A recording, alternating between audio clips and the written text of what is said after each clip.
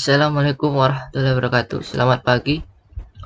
Di sini kami akan mensimulasikan dan mempresentasikan tugas praktikum antarmuka dan periferal yang kami buat.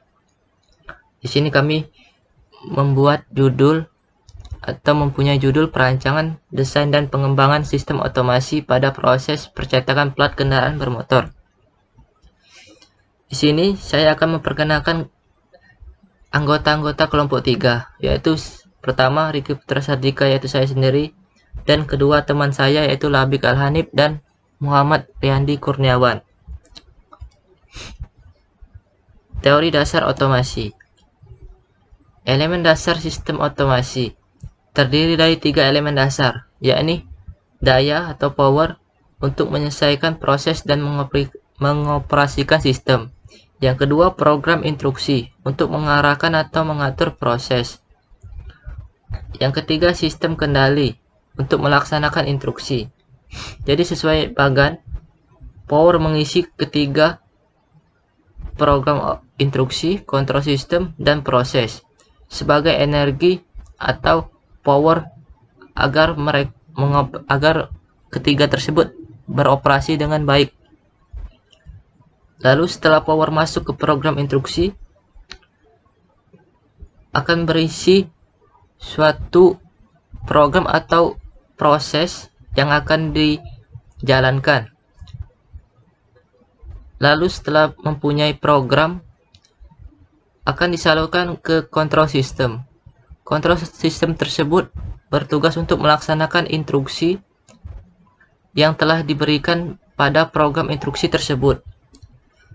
Setelah melaksanakan instruksi, maka proses akan berjalan. Jika pada kontrol sistem tersebut akurat data programnya, maka proses akan berhasil. Dan jika gagal, maka proses akan kembali lagi menuju ke kontrol sistem. Lalu lanjut, daya untuk menjalankan proses otomasi. Sumber utama dalam sistem otomasi adalah daya listrik. Daya listrik banyak keuntungan bagi penggunanya, yakni daya listrik mudah diperoleh dengan harga yang layak. Yang kedua, daya listrik dapat dengan mudah dikonversikan ke bentuk energi alternatif seperti mekanikal, termal, cahaya, akustik, hidrolik, dan pneumatik. Daya listrik pada level yang rendah dapat difungsikan sebagai transmisi sinyal, pemrosesan informasi, serta penyimpanan data dan komunikasi. Daya listrik dapat disimpan dalam baterai untuk penggunaan dalam lokasi di mana tidak ada sumber eksternal daya listrik. Sumber daya yang lain yang dapat kita manfaatkan yakni bahan bakar fosil, energi matahari, air, dan angin. Itu merupakan sumber daya alam yang sudah tersedia oleh alam itu sendiri. Yang kedua, program instruksi. Dalam proses manufaktur, setiap part atau produk yang dibuat melalui suatu operasi tertentu membutuhkan satu atau lebih tahapan pemrosesan. Tahapan-tahapan pemrosesan ini dilakukan selama satu siklus kerja. Dalam satu siklus kerja dapat diselesaikan satu part baru. Beberapa operasi manufaktur dalam satu siklus kerja dapat dihasilkan lebih dari satu part. Misalnya operasi percetakan injeksi plastik. Tahapan-tahapan pemrosesan untuk siklus kerja tertentu dispesifikasikan dalam satu program siklus kerja. Dalam sistem kendali numerik, program siklus kerja disebut program part. Sistem kontrol. Kontrol dalam sistem terotomasi ada dua, yakni jaringan tertutup atau loop tertutup dan jaringan terbuka atau loop terbuka. Sistem kontrol jaringan tertutup juga dikenal sebagai sistem kendali umpan balik, di mana variabel output dibandingkan dengan parameter input, dan perbedaan antara keduanya digunakan untuk menjalankan output yang sesuai dengan inputnya. Sistem kontrol jaringan tertutup terdiri dari 6 elemen dasar, yakni 1. Input, parameter input. Yang kedua, proses. Ketiga, variabel output. Keempat, sensor umpan balik. Kelima, controller. Dan terakhir, aktuator. Fungsi elemen dasar dalam sistem kontrol loop tertutup, yakni parameter input. sering diacu sebagai set point, menyatakan nilai output yang diinginkan. Proses adalah operasi atau fungsi yang akan dikendalikan. Variabel output adalah variabel proses, yaitu pengukuran performansi kritis dalam proses tersebut, seperti misalnya temperatur, gaya, atau laju aliran. Sensor digunakan untuk mengukur variabel output dan melakukan fungsi umpan balik dalam sistem jaringan tertutup. Controller membandingkan output dengan input dan melakukan penyesuaian sehingga sesuai dengan yang diinginkan dalam proses untuk mengurangi perbedaan antara keduanya. Aktuator merupakan piranti keras yang digunakan untuk melaksanakan penyesuaian yang dilakukan oleh controller. Aktuator yang digunakan mungkin lebih dari satu, biasanya berupa motor listrik atau katup aliran. Sistem kontrol jaringan terbuka. Sistem loop terbuka dioperasikan tanpa jaringan umpan balik. Dalam hal ini, operasi pengendalian dilaksanakan tanpa pengukuran variabel output. Jadi parameter input tidak dibandingkan dengan variabel output yang diinginkan. Sesuai bagan, yaitu pada input parameter masuk ke controller. Setelah ke controller akan menuju ke aktuator untuk digerakkan, lalu proses akan berjalan. Setelah proses akan berjalan, output variabel tersebut akan keluar. Pada jaringan terbuka ini tidak ada feedback atau sinyal umpan balik seperti loop tertutup pada sebelumnya. Kelemahan sistem kontrol jaringan terbuka adalah kerja aktuator sering tidak sesuai dengan yang dikehendaki pada proses. Keuntungan sistem kontrol jaringan terbuka yaitu sederhana dan murah. Sistem kontrol jaringan terbuka biasanya digunakan bila kegiatan yang dilaksanakan oleh sistem kontrol sederhana, fungsi aktuator sangat handal, gaya reaksi yang melawan aktivasi sangat kecil. Konsep sistem otomasi dapat diterapkan dalam berbagai level operasi pabrik.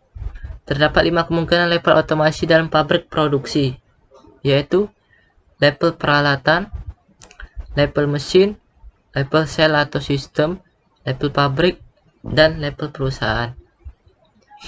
Diagram blok dan flowchart. Diagram blok.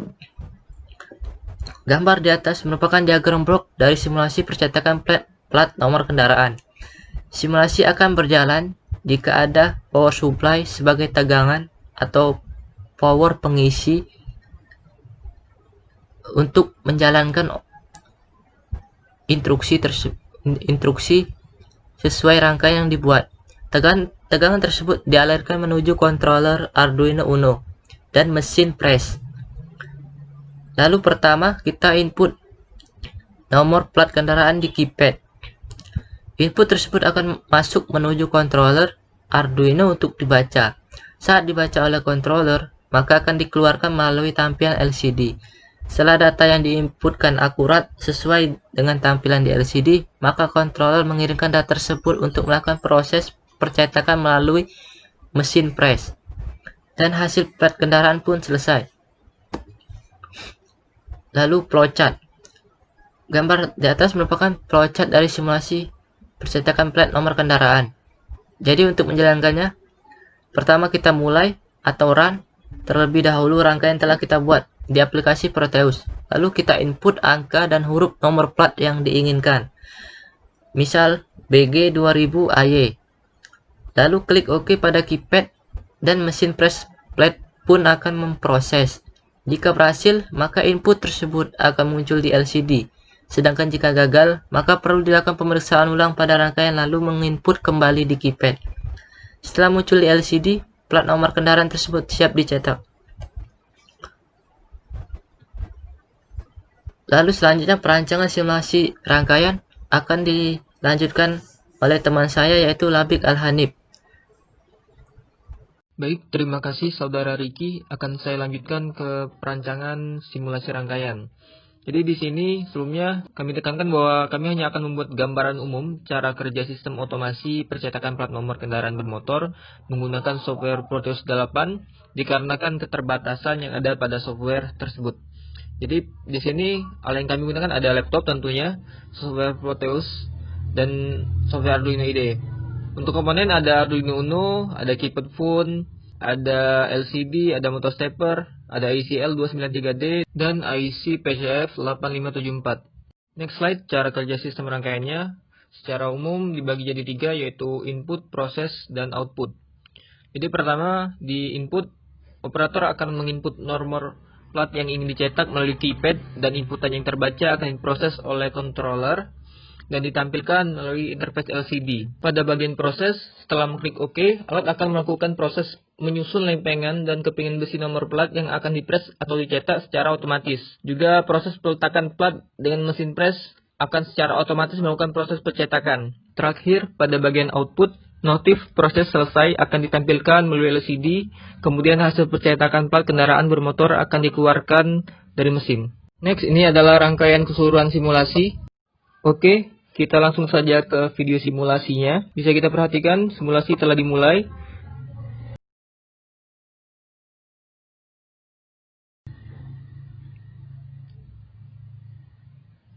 Oke, pertama kita akan menginput nomor plat.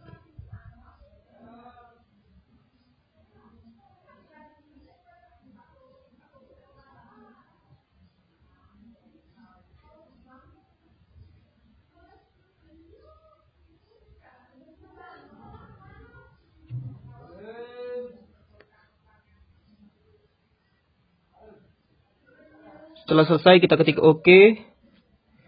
Bisa diperhatikan, motor stepper sebagai indikasi mesin pres alat telah berjalan.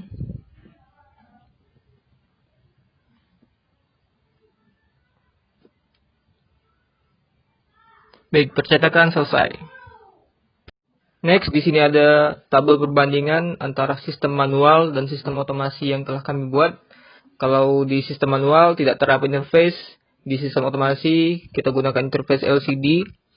Di sistem manual menggunakan tenaga manusia untuk memilih dan menyusun kepingan nomor plat yang akan dicetak. Sedangkan di sistem otomasi, proses tersebut dilakukan secara otomatis dan menggunakan input keypad. Sistem manual memasukkan dan mengeluarkan lempengan plat secara manual, sedangkan di proses ini, proses tersebut dilakukan secara otomatis. Di sistem manual, mesin pres akan berjalan setelah menekan tombol, sedangkan di sistem otomasi, mesin pres akan berjalan setelah proses menginput nomor plat. Dan terakhir, di sistem manual banyak menggunakan tenaga manusia dan pengerjaannya juga cukup sulit dan lama, sedangkan di sistem otomasi hanya digunakan dalam proses input dan proses pengerjaannya mudah dan cepat. Baik, terima kasih. Selanjutnya akan dijelaskan oleh Saudara Ria. Oke, terima kasih untuk Saudara Ricky telah menjelaskan konsep dari teori cetak mesin plat manual yang sebelumnya kami tonton pada YouTube, pembuatan cetak plat kendaraan secara manual atau mesin pres, yang dimana pada sebelumnya juga Saudara Labik telah mensimulasikan dari video tersebut menjadi simulasi Proteus, di mana sistem mesin cetak plat secara manual atau press. Jadi di sini kami ingin mengembangkan dari proyek mesin cetak plat digital. Dari sebelumnya mesin press biasa, ini kami mengembangkan menjadi mesin cetak plat secara digital atau biasa disebut dengan mesin CNC. Oke, di sini saya akan menjelaskan beberapa di sini. Oke, saya perbesar. Oke, di sini. Di sini untuk kontrolernya menggunakan Arduino Uno, dan sini ada CONPIM dan virtual terminal, dan di sini ada indikator sebagai indikator saja, indikator dari pergerakan dari motor stepper. Kalau dia hidup, jika motor steppernya muter, lampu LED-nya hidup. Dan sini sebagai hex inverse atau bisa dikatakan sebagai switch saja, saklar. Oke, untuk Arduino-nya sendiri, kami mengambil program dari CNC, yaitu program mesinnya. Jadi library-nya perlu di-download di Arduino IDE-nya, tinggal di-download pada GitHub, bisa dicari atau di website CNC. Jadi tinggal di input saja untuk bagian program CNC-nya. Lalu kemudian ambil file hex-nya di sini, masukkan file hex-nya ke dalam Arduino pada simulasi. Kemudian compim ini untuk menghubungkan antara si software Proteus ini dengan si software Universal Code, yang dimana sini untuk mencetak plat kendaraan nantinya. Oke. Selanjutnya di sini saya perbesar lagi untuk bagian di sini. Oke. Ini besar. Oke. Di sini kami menggunakan chipset atau IC L297 dan L298 sebagai penguat atau ya penguat penggerakkan si motor stepper.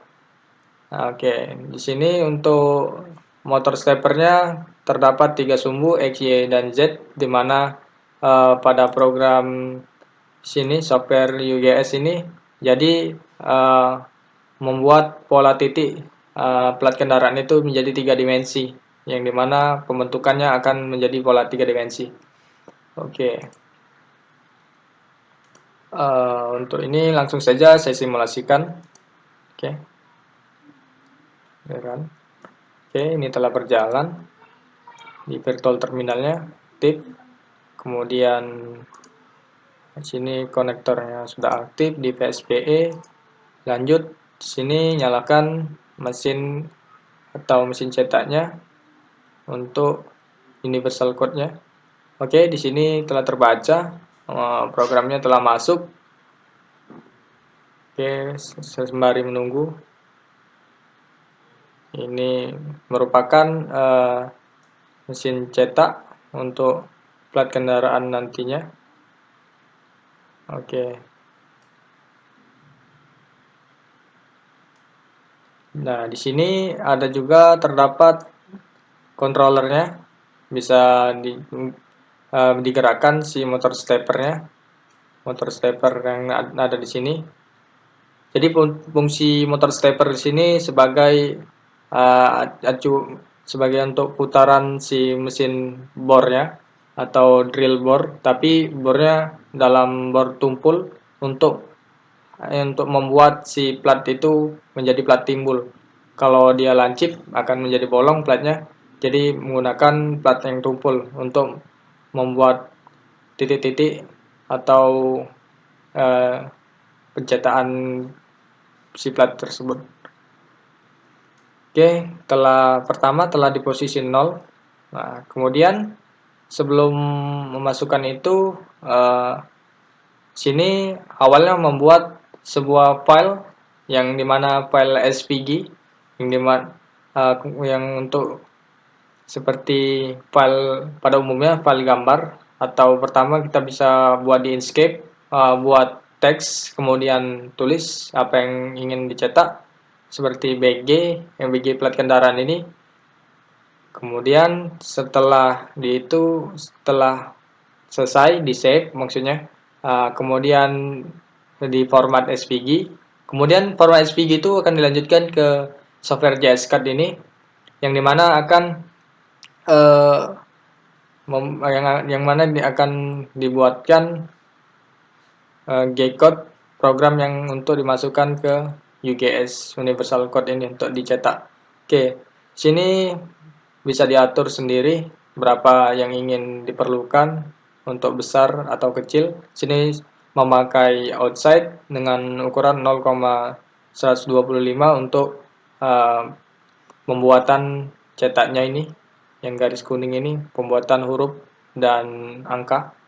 Oke, setelah itu di save, baru bisa untuk disimulasikan dari hasil dari save kemudian yang sebelumnya tersebut. Kemudian dibuka di sini pada software Universal Code, kemudian sini, oke, dimasukkan. Nah, begini. Ini telah bisa kita lihat di sini sama dengan yang sebelumnya. Oke, ini bentuknya, pola sebelumnya. Nah, sini langsung saja tinggal cetak. Oke, begitu saja untuk prosesnya. Nah, jadi si kru ini atau si motor steppernya itu digambarkan si kuning ini yang akan mencetak sesuai dengan yang kita buat. Oke, di sini yang saya jelaskan tadi polanya membentuk 3D, jadi platnya akan plat seperti plat timbul di sini bisa dilihat. Oke, mungkin ini prosesnya akan memakan waktu yang cukup lama, berhubung di sini hanya simulasi atau ini juga masih dalam tahap pengembangan atau prototype yang belum bisa sepenuhnya masih dan juga masih terdapat kekurangan dalam sistem ini. Oke, ini juga bisa kemudian jika sudah selesai, oke, setelah tahap finishing akan terbentuk pola seperti ini. Kemudian juga bisa melakukan inputan lagi untuk program kedua. Oke, sini bisa dilihat.